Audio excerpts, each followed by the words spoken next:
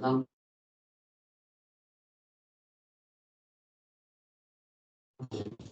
generating energy for AC here in an efficient manner than we normally use it.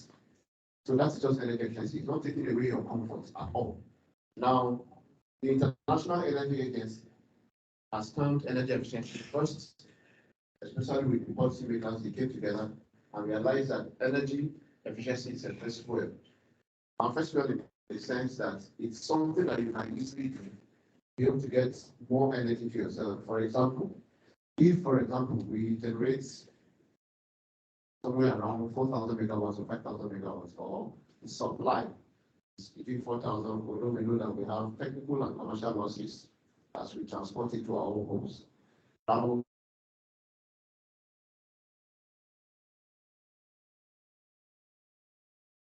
if the product here will say from his own side, and if I have a bulb that is 60 watts and I have 10 of them, that's 60 watts.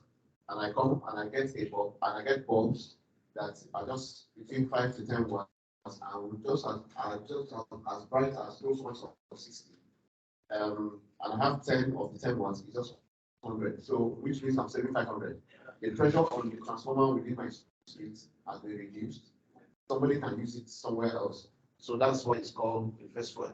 Now I need to hurry from here because I just have to detect and then crucial in achieving climate targets.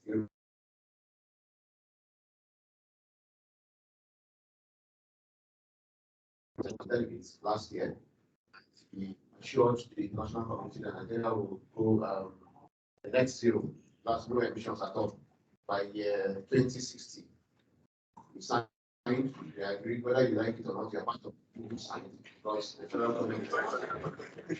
So it's and one of the areas where the best way to be able to achieve that is through energy efficiency worldwide. Then secondly, now the same International Energy Agency, please, I want you to take out time to also read about them. There's International Energy Agency and there's REEEA, right? As yeah. So I want to take out time to just go through their site. You see a lot of things are done. That's also like give you more knowledge and capacity. Now, give like sort of statistics. Now, in the next 2-3 years, that's by 2025, the job opportunities that exist within the energy efficiency sector is 9 million across the globe. 9 million. You can be here in Nigeria, you can be in US, Canada, in Ethiopia, Togo, and be part of the 9 million. So now I'm taking you to the last slide. Already they showed us of where do you come in. So as we talk, I want you to begin to think, where do I come in? How can I come in? There are opportunities. Sometimes, like for example, here in Nigeria, we know that in the next 2-3 years, this particular sector can create up to 1,500 jobs. Just in the energy efficiency sector, apart from even the renewable energy and military sector. The energy efficiency sector can, but as of today, that I know, that I've met, that we have interacted, we only have 92. Now, I ask myself, if we only have, okay, let me just assume that we have 150. If we only have 150, 150 is just 10% of 1,500. I believe 1,500 before, at least by 2025, so that it's to have sustainable supply of electricity, then we'll be able to achieve the climate targets. Now, this is just a pictorial view of where we are and where we can get to as a country, so that we begin to think that can I be one of this number? There is this song I used to know that they said, I want to be, when the loan is called, I want to be part of it. So so you see from 92 to 1,005, from 1,005 by 2025, by 2030, need 5,000 professionals at least to be able to like cater for management of energy in this country. Now, but for me, I feel we are not doing so bad for now.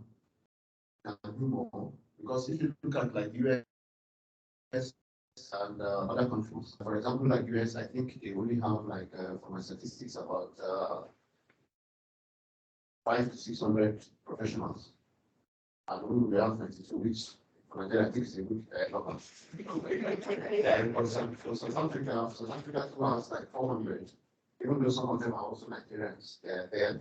That's also like for you to be able to think that, okay, this thing can also take place, even though we need you here. So, but we need to get to 50,000 for us to be able to achieve the net zero by 2060. Now, what are the sectors? We have different sectors of the economy where energy is being consumed. There are more, but I just have pictures out here, 4 of them, that at least we know that, that we are familiar with. Now, based on statistics again, you can see the buildings. Buildings actually consume more. That's like commercial buildings and residential buildings. You'll be very surprised that we consume more here in Nigeria, the buildings, I think even globally, than even industries. Because just think about your own house, your consumption in the house, the gadgets in your own house, and the kind of wastages that you are involved in terms of wasting energy in your own house. So here we have, in terms of management of energy or energy efficiency opportunities for professionals. For the building sector, which we will see later, at least we have 40% of career opportunities in the building sector. Then here we have for the manufacturing sector, the 20% of it. So most of the 92 that I even mentioned are actually in the manufacturing sector right now. Okay, let's just wait for them. Okay, I hope that will be done quietly, right? So you can see, and we talked about energy supply systems. I know some of us even want to work with renewable energy and mini grids and whatever. If at the end of the day you set up a mini grid plant, and you have like the system, you have wastages or losses in the system, or even you come to my house after setting it up, maybe Renewable and one of you here decide to say we're giving you guys as a grant in my village, and you come to my house and you just see that every bulb is on, TV is on, and all of us are sleeping. I'm not sure you'll be quite happy. So we have also opportunities, both technical and also administrative opportunities in the energy supply systems in this country. Now, what are the skills and the career opportunities that exist within this sector? Now, for the buildings, especially, and when I say buildings, please, I mean the residential and also the commercial buildings like hotels. Like, for example, you'll be very surprised that in this hotel that we're in now, they have somebody who is in charge of their power, who goes to on the generator and off it, but they don't have anybody who is in charge of ensuring that when we finish on there and we're going home, AC should be turned off, the lights should be turned off. In fact, anybody who is in charge of making sure that energy is being managed properly. And we keep accusing discos that they are cutting our necks, while we are the ones that are doing it. So for the buildings, now the first one, if you look at it, I'll just run through it. We have the building designs, we have energy service and commissioning. We have demand generation and distribution, which I talked about on energy supply systems, then energy efficiency and management. Now, some of us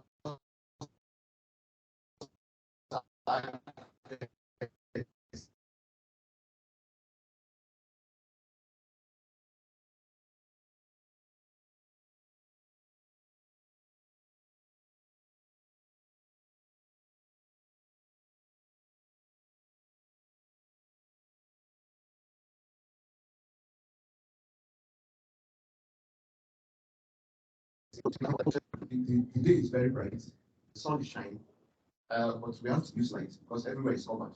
Think about your office, think about your house, how you cover up everything, and in the afternoon you are busy using your lights, watts, all around your house.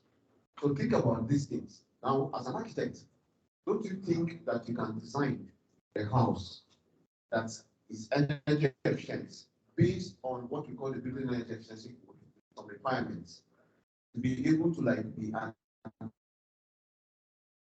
energy efficient home. Bringing in or integrating solar that we don't even need generator or for me, I know for some of them even work with some of these. So there are opportunities that are abound there. You can see them, and these are also the skills. Some of the certifications also you can learn from. We have the ones for energy service commissioning. We have the ones for the demand side management and generation, which is supply side. Then we also have the one for systems optimization. I've talked about systems optimization like almost more than 10 times now. And we have the ones that measurement and verification and energy management systems. So I hand over to Habiba. Let me go back to the last slide Olumide showed us. Now, again, how to tap into the opportunity. See yourself. Develop your requisite skills and expertise. So if you just wait, everybody's moving. In fact, this generation, we don't even have an excuse. I tell people all the time, we use our phones and be tweeting and be doing Facebook. By the way, one of those who are not in any social media except WhatsApp. And because of others, I'm not in Facebook, I'm not on Twitter, not for anything, but time I used to waste. It's good. Don't get me wrong, if you get the right things to do there. The time I used to waste to be reading. Why can't I use this time to study, become better in my own career? So that wherever I go to, I just say, is this person that we're looking for? Is this person that we're looking for? I think it was a lady that asked me one day, or somebody said, where do you see yourself? And I sat down and asked myself, I said, I want in the next 5 I should be one of those energy efficient experts that if you want to talk about energy efficiency, you should call me. Either in terms of policy, project development, or whatever. But always, where do you see yourself? And just go through this list. And I think this will help you. So at the end of the presentation, I'm sure Olumide will come up to wrap it up, and then we'll take questions. Then thank you very much.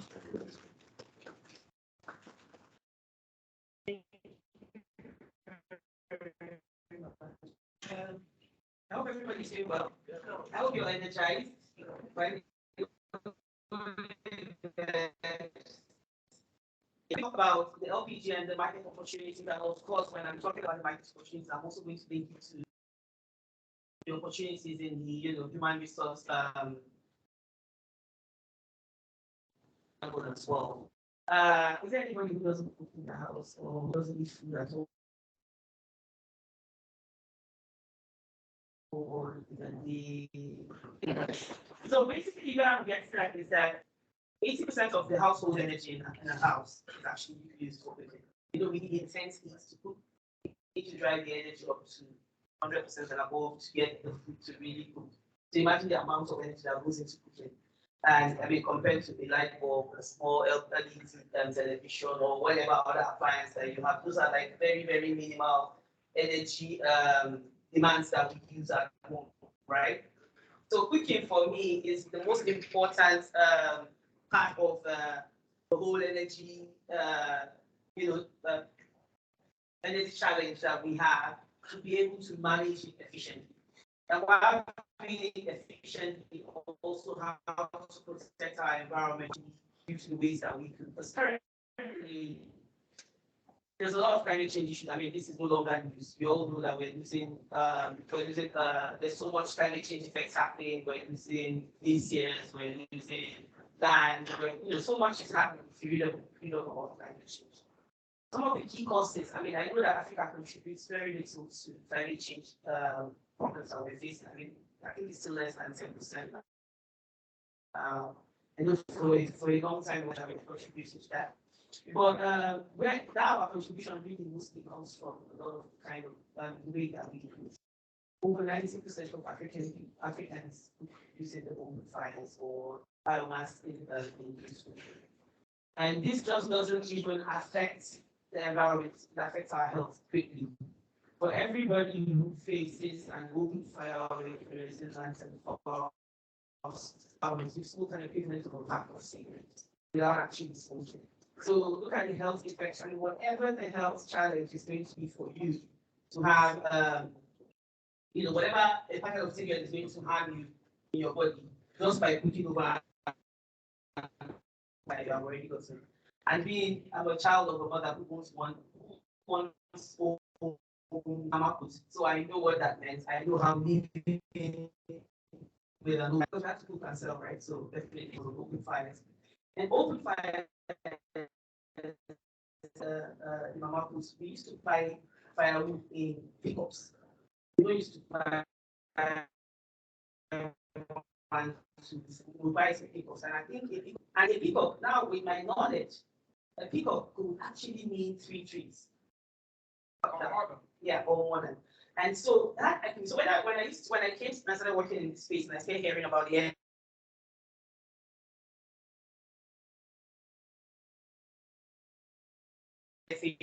saying at first the first time I entered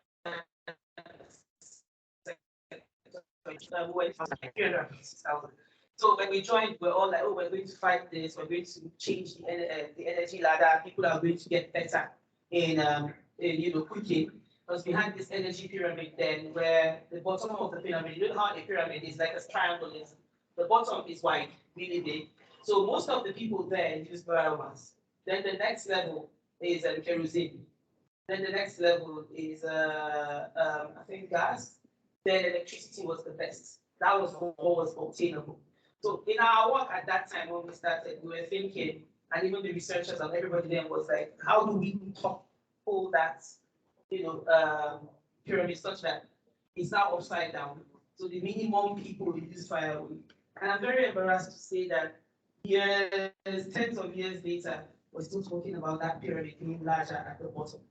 And that's what defines that currently we're using not 356,000 hectares of woodland anymore, but 402,000 hectares. So it's getting worse. And this we can actually change, and all of us can contribute to changing each and everybody in this room.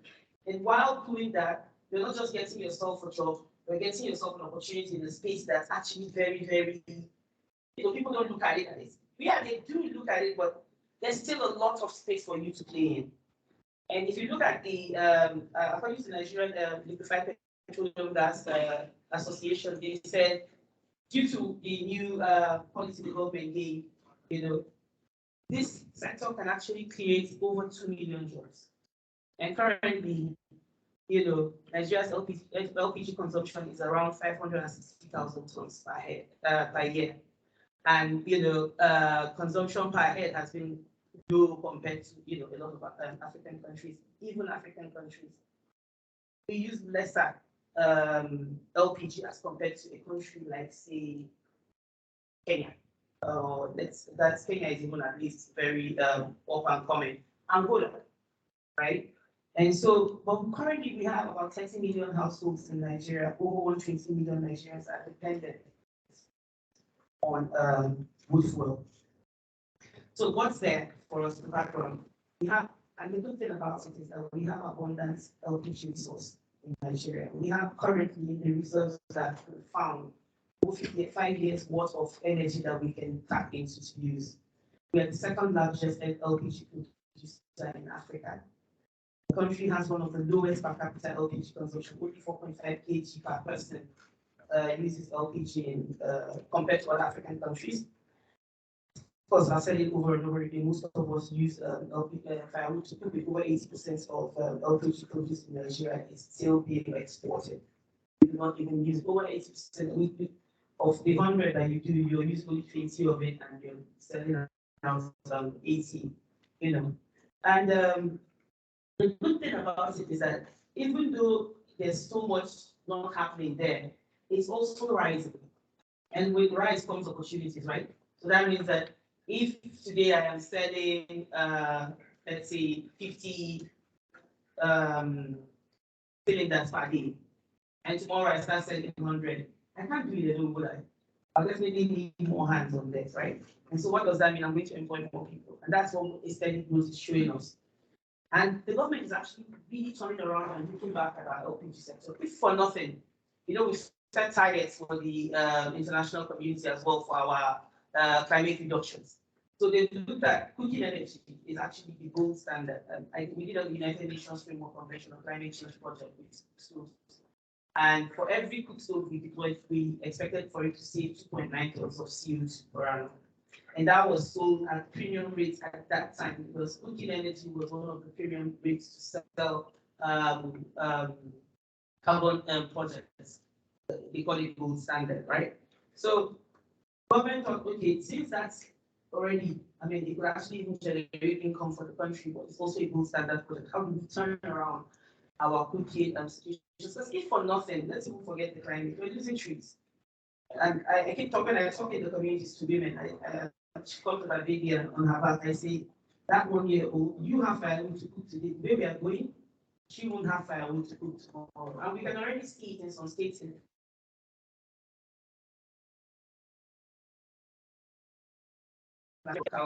so we need to start doing something. And the government is actually very interested now, and that's why they set up the Office of the Vice President for LPG, who are doing a very good work at trying to see how they prefer LPG. And this decade has been pronounced decade of gas. Now the idea behind all is to help the struggle to get LPG out to the people. Of course, all of us, I'm sure, but there's no one here who has not heard about gas explosion.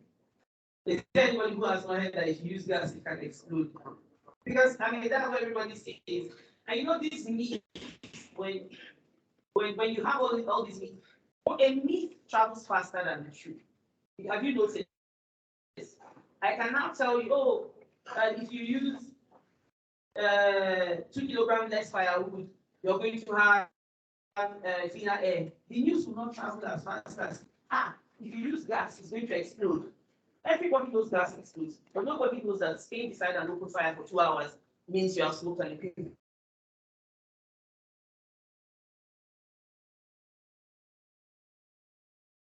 fast negative news. So unfortunately, that has already covered up everywhere, and everybody believes gas is back. But there are very many reasons why your gas will explode. Gas will not just explode by itself. Something must have triggered it.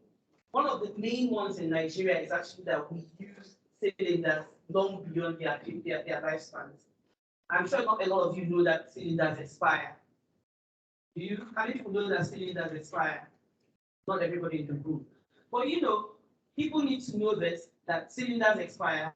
Once they expire, then you are at risk of it exploding. Excuse me. Some cylinders, when you look at them, I was in the market recently, and I saw some very rusty cylinders. How would that one explode? But when you put gas and you're cooking and there's a small mistake somewhere, it starts, the whole thing is going to explode. So that's not just the reason. It's not just because it is gas that will explode. Something must have triggered it to explode. So people leave their gas on, go out, come back, light a match, and the whole thing just explodes, of course. So the decade of gas is trying to work towards ensuring that gas is being preferred for people in urban and peri-urban areas. So by the time we're able to win with people in peri-urban areas, especially, the larger population of Nigerians, let me not say, but all of us, the one of these, we're based in peri-urban areas. And if you look at the communities around Abuja, you have larger population than within Abuja, who are and all of that. So how do we ensure that every other person there uses gas? And because there's a need to gain the market acceptance and growth, because currently LPG constitutes only 5% of Nigerian energy cooking market space. So that's a very tiny bit, it's like a drop in the ocean. And we can grow this with 55 years of reserve. Imagine what we can do if we pay attention.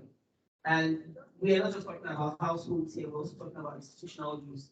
If you look at how much rice parboilers used to parboil rice, the amount of firewood they use, it's crazy. If you're there, the people who make palm oil, people who make dye, people who dry smoked fish. All of this is huge firewood dependent. And at best, what they do, like the rice parboilers in Niger State we worked with some years back, said when they for oil, we now use it as charcoal and sell again to be used to cook. So it's really a vicious circle.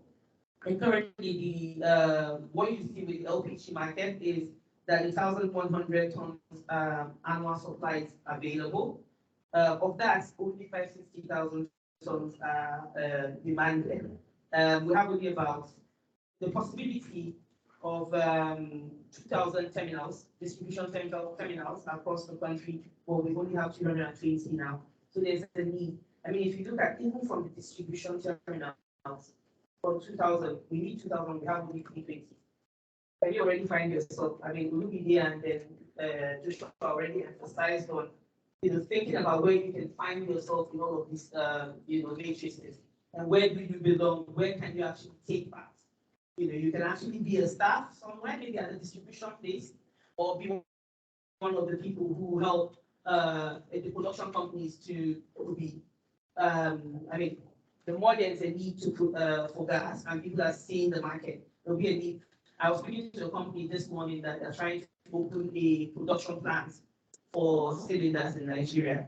And so you can already imagine that those people, I was helping them actually with their financials, and we're talking staff, we're talking. So, I'm just transposing what I just learned today. So even in the production you're there, in the transporting of it, how to be efficient, you can find your core, you can find the value chain there, the value add there that is lacking. Probably the earlier ways they are transporting was not healthy or one thing or the other, but you can actually innovate a good way to transport it.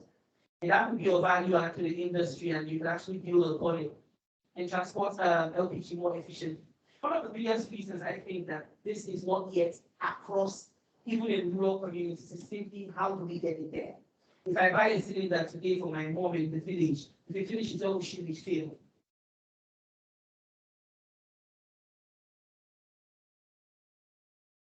So, for instance, do you want to, together with a couple of friends, set up a storage facility that distributes LPG, the gas, the refill to people, and then you will also need staff, that will help you do the work. So look at all the opportunities in the value chain, and of course also in the bottling and the distribution, like I said earlier. And you can also be a retailer.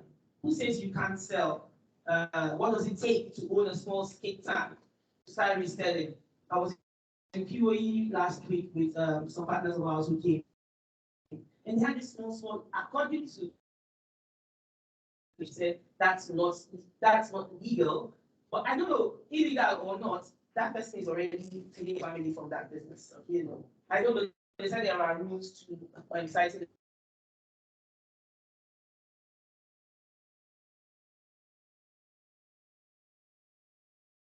It was like 3 or 4 of them. And was it 2 or 3 of them in that period? At least I saw 2, and my friend told me there were more available there. I also gave an anecdote of one thing that I experienced last week Sunday, where I was in a friend's place for iftar, and her cylinder was finished, and we needed to quickly, fill it. And I ran out to help her get, and I saw this, sign that there was no office, no shop around it. And it was actually 2 young boys in the truck, this transporter vehicle. In fact, they had their big cylinder, refill bottles there, and they filled my gas for me, and I went home. So that was like a mobile way of filling your gas for you. So there's all kinds of opportunities. So I think I'll stop here so that this video will continue and wrap up. Thank you very much.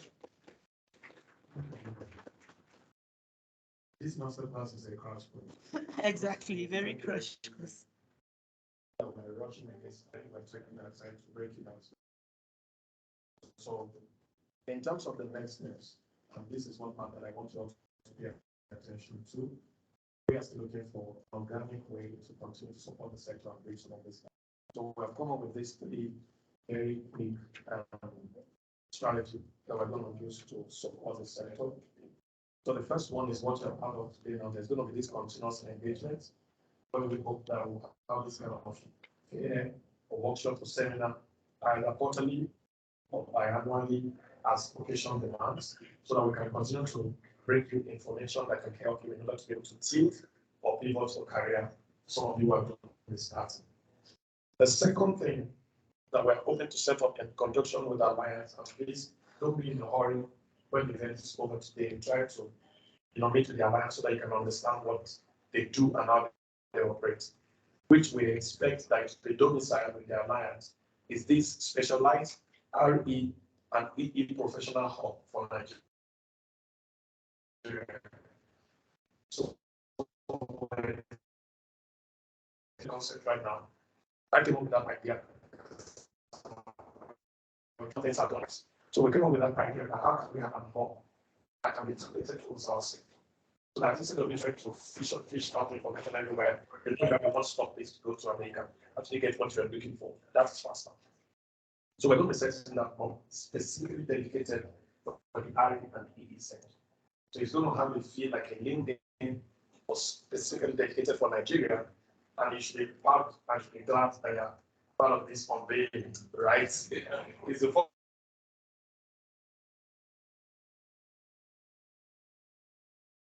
with that is that it's going to be for knowledge management, for peer-to-peer learning. It's going to be a repository place where you can go there and dig out information that can help you to be able to scale your capacity of the career.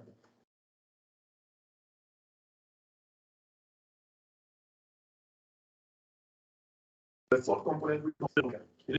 So we thought of coming up with a directory that will be like an atlas that will combine at least all the top companies in the country, all the top RE and EE companies. I want to do that with my colleagues. So we'll present it, in the form of a deck that we can then share. But then we will upload it on that platform. So I'm going to encourage you, please take time, make it their life so that you can sign up early. And so that when the time comes, they can onboard you into that platform. So ladies and gentlemen, thank you for your time. I'll have to go back to the question.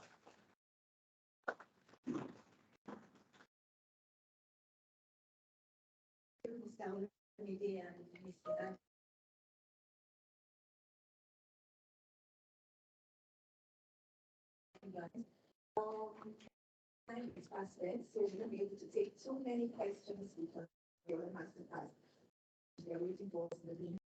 So we'll only be able to take 5 questions. Please, if you don't mind, we'll take the rest of the questions at the general Q&A because after the session at end, we're going to have a Q&A session there. So comments, questions, suggestions for all 5. So if you can raise your hand if you have any comment, question, then we'll take more. There's a lady there. Yes, ladies first. Sorry? There's a lady there, so ladies first. So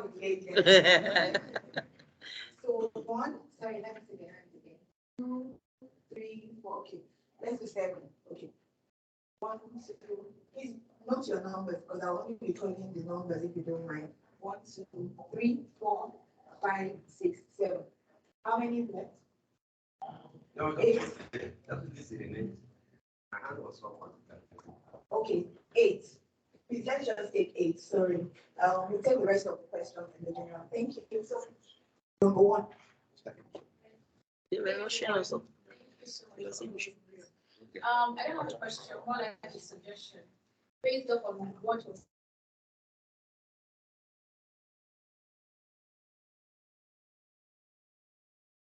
said today, I noticed that a lot of, like for example, what Habiba mentioned about competences. Not many people know that. Not many people know that about energy efficiency. Not many people know that you have bulbs that would consume less energy.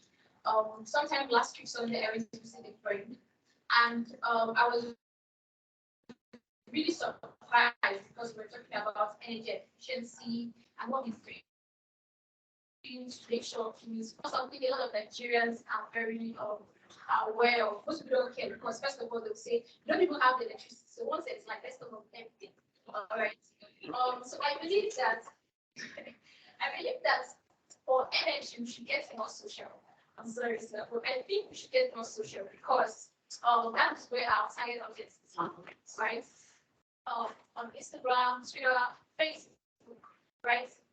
A lot of these industries, they have influencers, right? People who put out content that's easy to understand.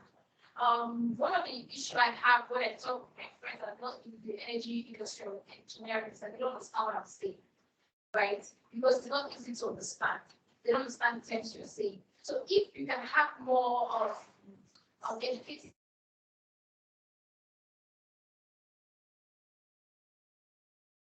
materials, if you can have more people in our space get out there, stuff, put it out there. Say, have videos about how easy to understand for people. Thank you.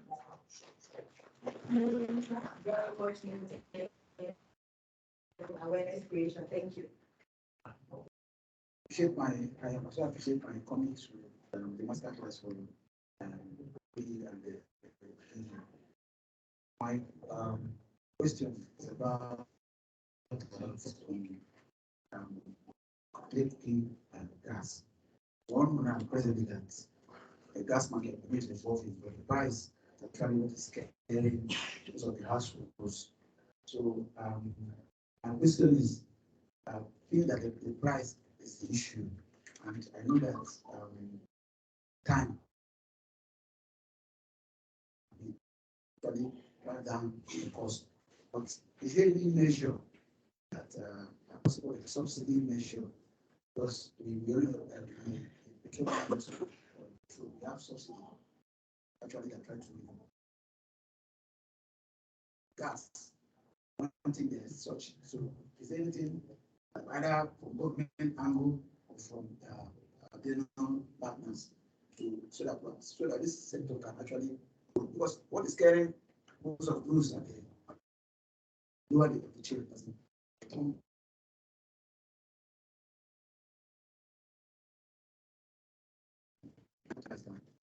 And then for us too, in the sector, what can motivate us? And I'm thinking in the line, like you said, it's not the one, it is not the end. But I'm thinking there's any like a business plan class where people are interested in this, develop the plan, model, and then there's a support for them to grow on their business. Thank you.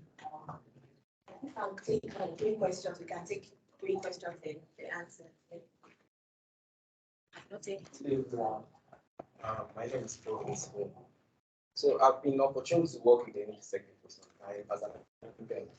So I noticed that you can actually read about the energy access gap, but then when you go to these communities, you have more zeal and more passion to actually try to fill those gaps. So my question is there any site where you can see these 100 operational clinics in Nigeria? Then I'd also like to contribute to what the lady said earlier. I feel like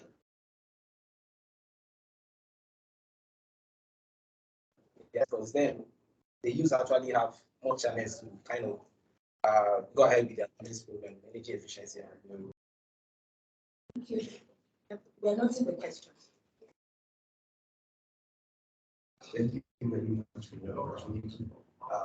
My question goes to Mr. Ayodele. Please, can you give a little more hint on electric vehicle? And then I heard that Habi was saying during her presentation that about 400 hectares of trees are being lost in the year, which means more than 1 hectare is being lost. I'm requesting everyone, please plant it. Thank you.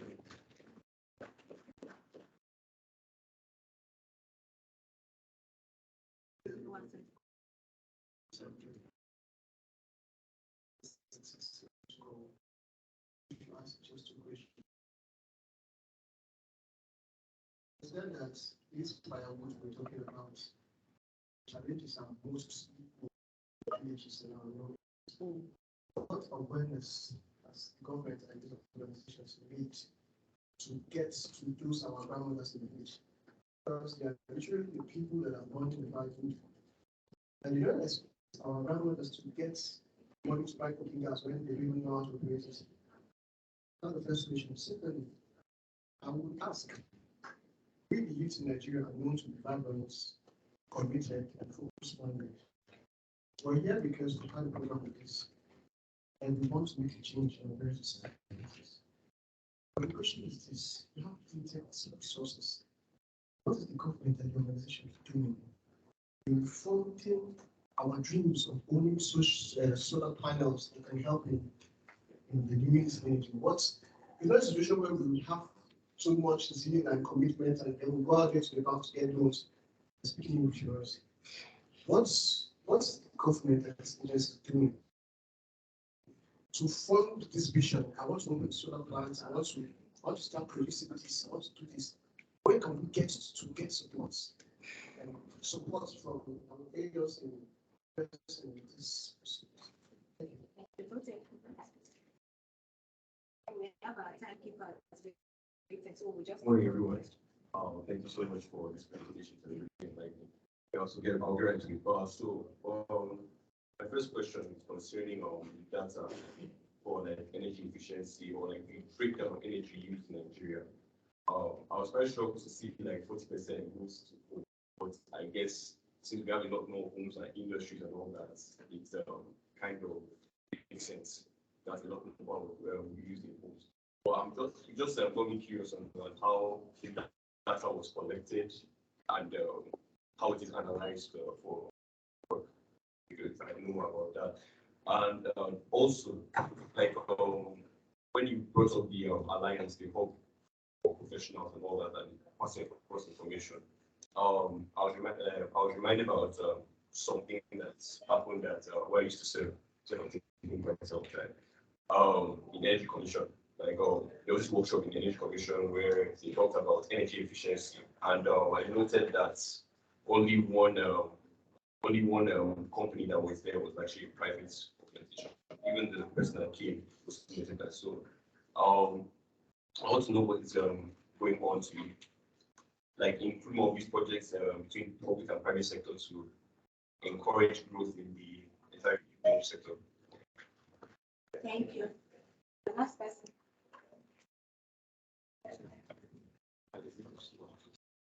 Good morning. My name is Mohammed.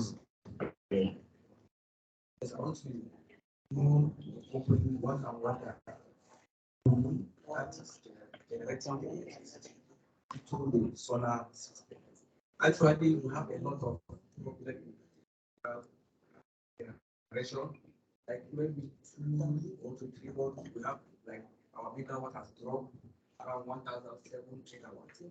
And there's a source of generating energies from wind, sun, and hydro. Actually, in Nigeria, we are mostly using hydro power generation. We have a lot of ways of generating electricity. My own concern now, I want to know the company, what they are producing, so that we can see how our federal government can give support, that we can now make a lot of this. Just like some industries, we have a lot of industry because of all this issue of using electricity. That is why our industry has collapsed. If like we have a lot of electricity within our youth, they can be able to do a lot of things, even to generate like job opportunities. Thank you very much. Thank you. So,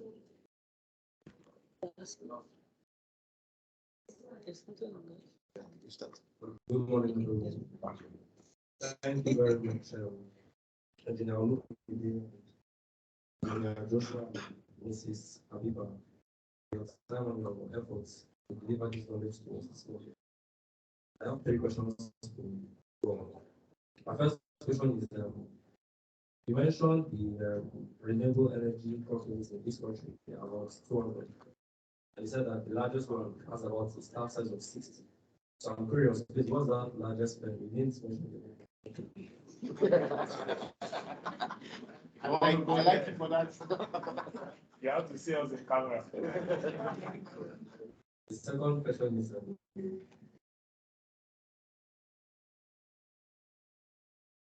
these have life cycles. So I'm curious that you didn't mention the life cycle. What is the life cycle of gas cylinder? Is it labeled or the cylinder? Finally, I'd love to become one of them. I've connected with you on LinkedIn, so please accept my invite. That's fast. That's fine. I can hear that. He has connected with all of us on LinkedIn. To accept it. What's your name? Okay then. And truly, you need to take advantage of LinkedIn. It's a very good tool for all of you. And it's not just to go there and maybe read up what people are saying and just put some shabby profile for yourself. It starts from your profile. Do a very good profile of you. There's a CIVA model. Anyway, let me not go into LinkedIn training, but if you want a bit of an advice on how to prep yourself for LinkedIn, I could actually help with that.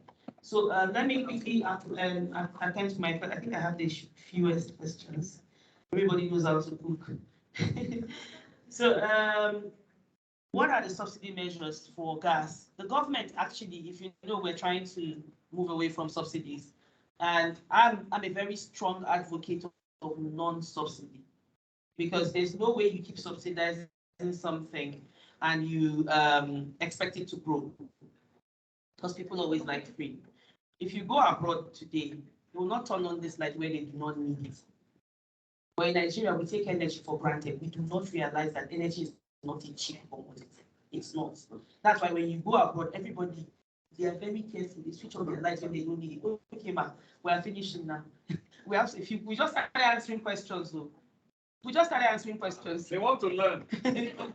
Or should we take it to the main hub? Okay, so basically, let me quickly answer what I can. So the government is actually trying to, this year, there was a talk about trying to do subsidies for gas to encourage the move out there. But unfortunately, this year we wake up and gas is a bit more expensive. It is expensive. But this is also the government also working on its own policy. But truth be told, if you buy a cylinder of gas at 8.5, the amount of cooking it will do for you, you need firewood of 10,000 to cook it, minimum. That's the truth of the matter. It's just that people do not think it that if I gather all this money, all they're thinking is, oh, it's gathering that money. It's also information breakdown. Like you rightfully noted that, yes, let's use the social media. If you know it, tweet it. If you know it, put it on LinkedIn. That's also using your own powers to also share. So firewood is more expensive than gas, even at this cost, because I've tried it in my house. I mean, I'm a cooking expert, so I always want to see how things are working out.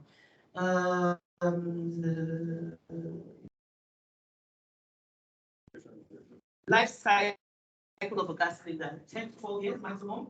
And then you ask something following that it's not level. This is where even the Standards Organization of Nigeria is now doing a lot of work. We did a project some 2 years back in 2018 about that.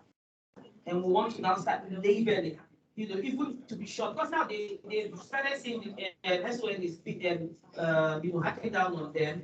They now paint old cylinders nicely and relabel them and want to resell. So even that is being checked now. There are parameters in place to check all of that. I think that's all for me and gas, right? Okay. Quickly, since you're under pressure. Let me start with my sister here. So Habiba just talked about LinkedIn. But I want to tell you that for social media, yes, we're doing a lot of sensitization, awareness creation, and other things. But also, we also have a role to play in terms of developing like our capacity our own selves by studying. We have the internet generation.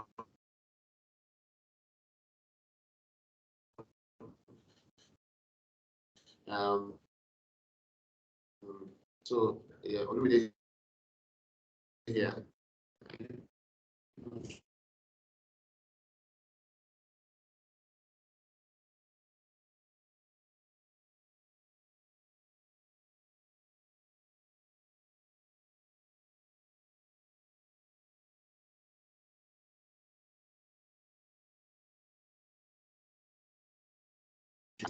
Want to speak, they'll be saying, when did you learn this thing from? So yeah, social media is good and everything, but there's a limit to social media on what you can learn from there. We'll keep doing that through social media. We do most of our we use Twitter too in our office. Then, but we also use LinkedIn. A lot of publications and whatever and discussions we use LinkedIn too, which is more of official. So thank you for that. But for me, I still maintain out of Facebook and out of Twitter. If you want to see me, go to LinkedIn. Somebody here said the statistics for buildings. How did we get that and stuff like that? So we have been conducting a lot of assessments. That's for buildings and for industries and other things in terms of energy audits and other things. So we're able to like get few data. We're still doing it. We're still seeing it. I want to tell you that most of our industries are actually not working now. So most of the electricity that we get from the national grid go for non-productive uses, which are our own homes. Non-productive because we don't use it to do any business or to develop any product or something. Yeah, not for business and other things. So I think the last question you asked is what was the last question? Okay. Yeah. So we are doing a lot of that. We are trying to bring in the private sector. Definitely, it should be private sector driven. So we're trying to like bring in the private sector into the scene. A lot of you'll be surprised that we have a lot of ESCOs, energy service companies who are working both on solar and also on energy efficiency. Then finally, in terms of what the government is doing in terms of grants or whatever, we have a lot of grants, but basically the government's role is to create an enabling environment, which they are doing. We have a lot of incentives for RE and E and even LPG right now that you will be able to go in. And so they are creating the enabling environment for you to be able to successfully carry out business in this sector. So I think I've answered all questions from my own side. Okay. There is another.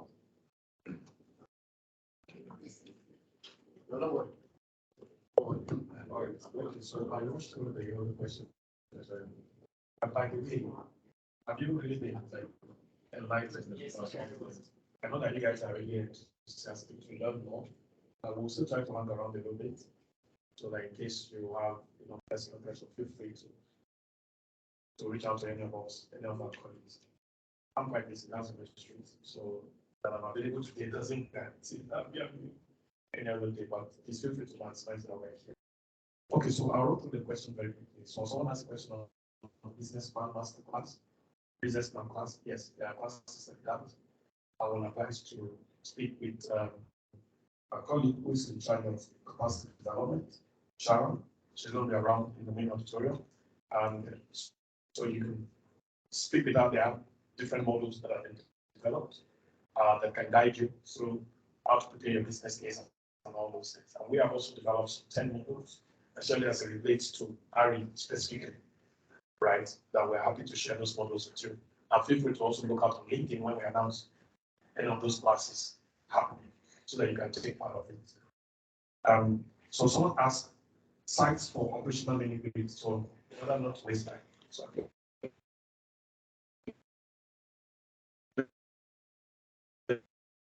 what we have done over the collated data for the site that was supported. So this site, Nigerian Energy Support Programme, was sponsored through the intervention from NESP and then in collaboration with Nigerian government.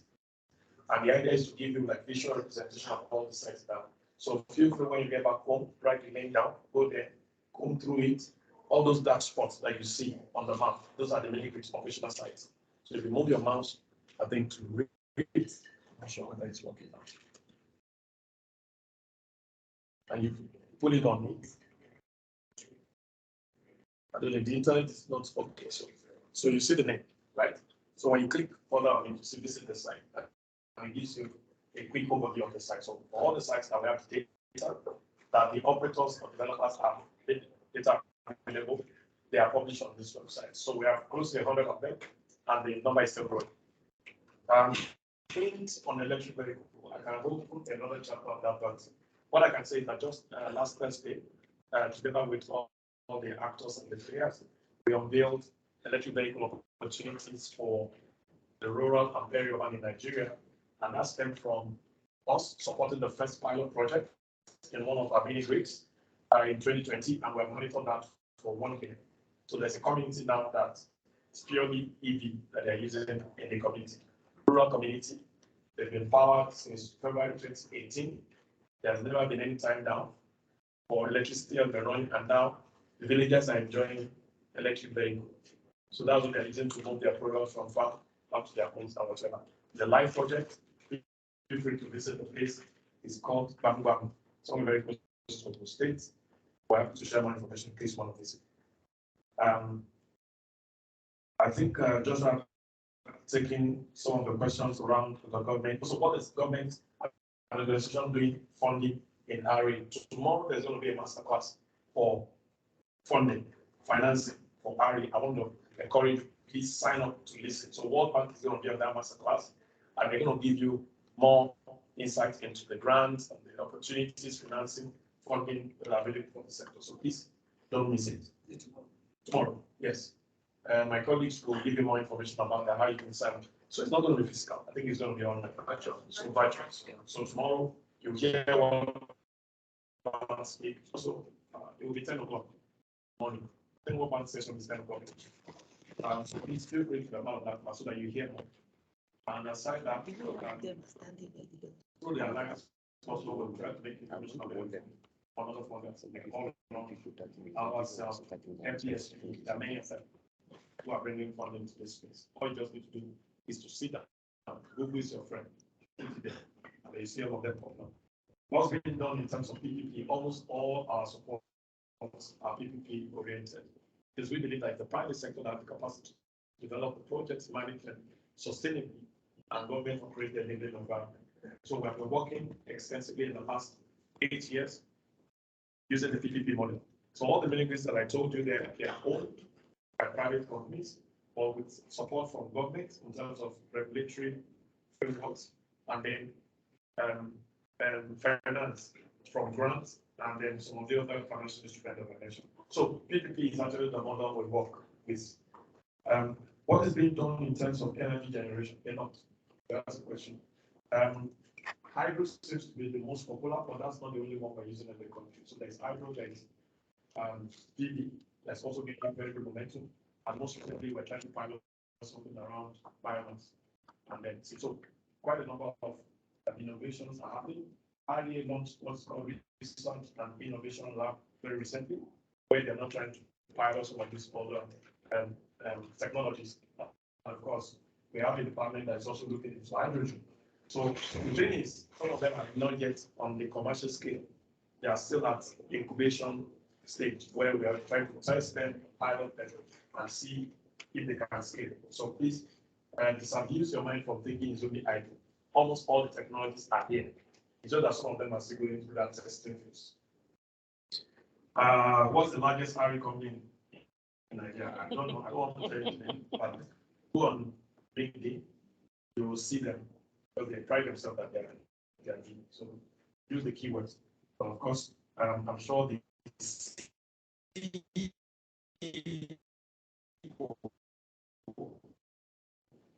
will be on tomorrow.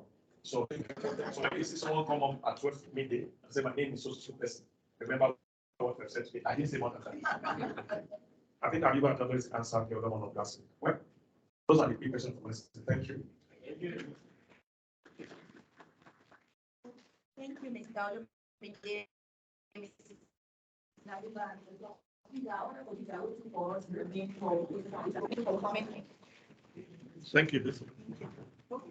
I said, I'll say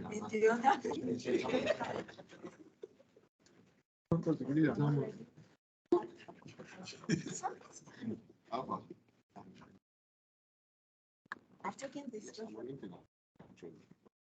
Yes, but let's get it.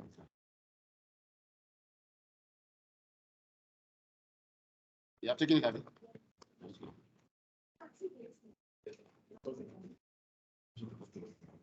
You know what? I remind me from where you're coming from.